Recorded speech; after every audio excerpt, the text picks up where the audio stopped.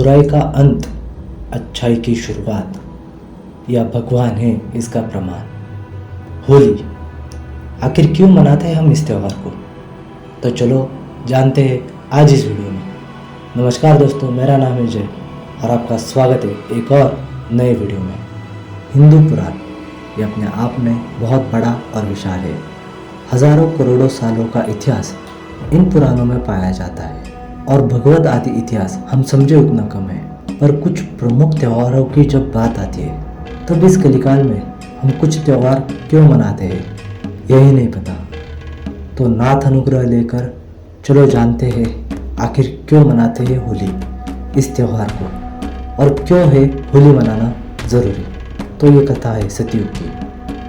दैत्य राजा हिरण्यकश्यप और कयाधु ये पति पत्नी और प्रहलाद महाराज के माता पिता के चित्त में एक क्षण के लिए भगवत भाव उत्पन्न हुआ और उस भगवत भाव का प्रमाण ऐसा हुआ कि बालक का प्रहलाद के रूप में जन्म हुआ। शास्त्र आज्ञा के हिसाब से बालक का पोषण जन्म देने के बाद माँ उसे संभाले उससे नहीं होता। बालक के विचार की शुद्धि, बालक के स्वभाव की शुद्धि, बालक के संस्कारों की शुद्धि ये जन्म देने के बाद माँ संस्कार दे उससे संबंधित नहीं है। तो वो संबंधित है जैसे ही बालक माँ के गर्भ में आए, माँ अपने आचार विचार सुधार ले तो निश्चित है वो बालक सामान्य नहीं होगा, वो बालक देवजन्य ही होगा। ऐसा ही कुछ हुआ प्रहलाद महाराज के साथ। पिता हिरण्यकश्यप जब हिमालय पर तप करने गए तब गर्भवती थी उनकी पत्नी कयाधु। हिमालय पर गए हिरण्यकश्यप को जान कयाधु को आकर भगवत कथा सुनाई श्री नारद जी महाराज ने और उसका ही परिणाम हुआ। गर्भ से प्रहलाद जी जैसे भक्त का जन्म हुआ, प्रहलाद जी का जन्म हुआ। प्रहलाद जी बड़े हुए, बचपन से ही उनके अंदर संस्कार भजन के थे। हिरण्यकश्यप लौट आया और प्रहलाद से पूछा कोई अच्छी बात बताओ, विद्यालय में क्या पढ़ते हो? तब श्री प्रहलाद जी महाराज नवदा भक्ति का प्रवचन सुनाने लगे। हिरण्यकश्यप को क्रोध आया, उसने सब सैनिकों को आज्ञा दी मैं इस बालक को मृत देखना चाहता हूँ। अनेक प्रयास किए पर प्रहलाद जी को कोई मार नहीं पाया। तब क्रोधित हिरण्यकश्यप ने अपनी बहन होलिका को आज्ञा दी। होलिका को भगवान शिव ने वरदान स्वरूप में एक चादर दी थी। वो चादर ओढ़ने के बाद अग्नि उसे जला नहीं सकती थी।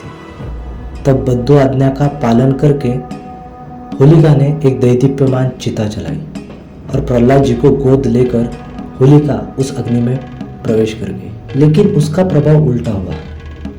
हवा से वो चादर होलिका के शरीर से उड़कर प्रहलाद जी के शरीर पर चली गई और उस प्रभाव से होलिका जलकर राख हो गई। इसी होलिका की याद में आज भी हम होली इस त्यौहार को मनाते हैं। दोस्तों, ये कथाएं बस सुनने तक सीमित नहीं है, इसे अपने जीवन में उतारना होगा। ये होली को जलाने का एकमात्र कारण ये है कि हमें हमारे अंदर छुपा गलत भाव को जला देना चाहिए, चाहे वो कुछ भी हो सकता है। ईर्ष्या, द्वेष, जलन, और इससे एक ये भी चीज़ साध्य होती है, जैसे ही होलिका ने सत्य का छोड़ के असत्य का साथ देना चालू किया वैसे उसके ही वरदान ने अवरदान बन के उसका घात किया।